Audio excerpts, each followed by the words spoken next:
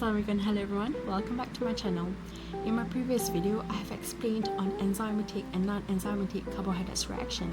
So in this video, I would like to further explain on how can the enzymatic browning reactions can be prevented or can be delayed. So before that, we need to remember on how can the browning reactions happen. The enzymatic browning reaction happens when the phenolic compounds contained in the foods has been converted into melanoidins, which is the brown pigments, with the aid of the polyphenol oxidase enzyme. So to prevent the browning reactions from happening, the inhibition can take place at three parts of the reaction.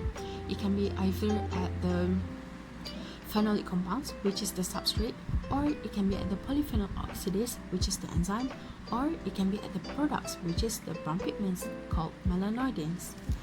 So basically, we want to eliminate oxygen from being in contact with our foods. So the first method of prevention the browning reactions from happening is we can use vacuum packaging. Vacuum packaging is a good method as it can extend the shelf life of the fruits. However, the downside of the vacuum packaging is it causes safety concern, as the vacuum packaging can promote the growth of Clostridium botulinum and the production of its toxin. Besides using vacuum packaging, the prevention of the browning reactions can also be done by using sulfated polysaccharides or specific adsorbents or enzyme modification of phenolic substrates. Sulfated polysaccharides can be used as it can cause complexation. The sulfate group has the inhibitory effect because the sulfate group can undergo chelation with the copper group of the polyphenol oxidase. We can also use specific adsorbents because specific adsorbents can undergo complexation with the phenolic compounds. This can physically eliminate the phenolic compounds from the food system. Besides that, we can also use cyclodextrin. Cyclodextrin can be used because it can inhibit the activity of the polyphenol oxidase enzyme, PPO, through the formation of inclusion complexes with the polyphenols. Last but not least, it is the enzymatic modification of phenolic substrate. Two enzymes are involved, which is the O-methyltransferase and protocatechate 3,4-dioxygenase.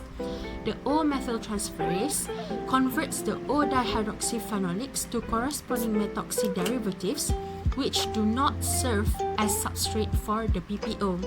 And the protocatechate 3,4-dioxygenase, it prevents the browning of the apple due to the substrate modification. However, this method cannot be used because it is very expensive.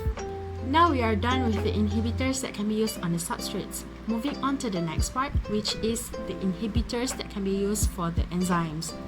Some of the inhibitors that can be used for the enzymes are chelators such as cyanide, carbon monoxide, azide, tropolones, or even phosphate, EDTA, and organic acids. The other method that can be used to inhibit the enzyme is by heat treatment, which is steam blanching. Steam blanching can control the browning of fruits and vegetables that will be canned or frozen. The heat treatments are not applicable if it is in the storage of fresh fruits.